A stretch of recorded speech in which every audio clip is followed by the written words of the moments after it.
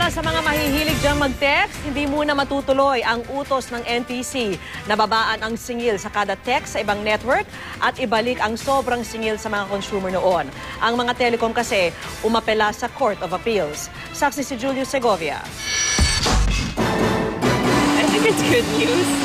Mas okay po yun. At least mas makakarami ka pa ng text. Ang laking tulong ng yung bawas na yun dun sa pang lahat na gastusin sa amin. Isa ka rin ba sa mga kitikitex na nagbunyi sa balitang ibaba na ang singil sa text, partikular sa ibang network? Isa lang yan sa double good news nitong May 8. Kasabay ng utos din ng National Telecommunications Commission sa mga telco na isoli sa mga consumer ang 7 bilyong pisong sobrang singil sa text. 2011 pa kasi iniutos ng NTC na alisin ang 20 centavo interconnection charges sa text sa ibang network.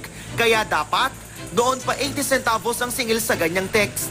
Dahil tinatayang nasa 40 million texts kada araw ang ipinapadala sa magkakaibang network, 8 million pesos na sobrang singil ang kailangang ibalik daw ng mga telco. Pwedeng sa pamamagitan niya ng free load para sa mga prepaid user o bill rebate o bawas sa kailangang bayaran sa monthly bill kung postpaid user. Pero bago nyo pa itodo ang pagte-text, heto na ang bad news. Hindi raw basta makukuha ang refund dahil sa petisyon ng smart at digital na operator ng Sun Cellular sa Court of Appeals na ipawalang bisa ang utos na refund. Hindi naman daw naningil ng sobra ang dalawang telcos. Ang Globe naman, humingi pa ng dagdag na 15 araw para pag-aralan ng apela sa issue.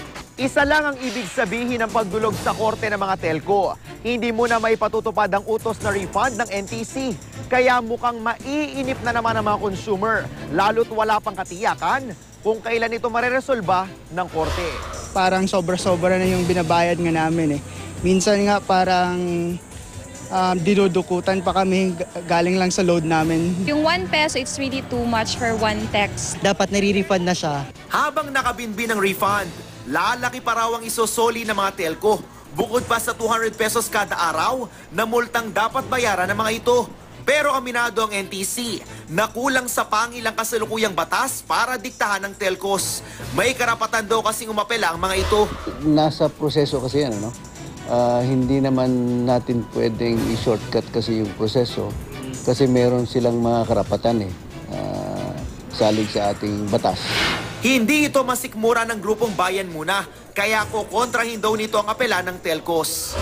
Dapat labanan ng consumers yung apela ng telcos na huwag nilang i-refund, no? Ang 7 billion pesos plus sa consumers. Ako si Julio Segovia, ang inyong saksi.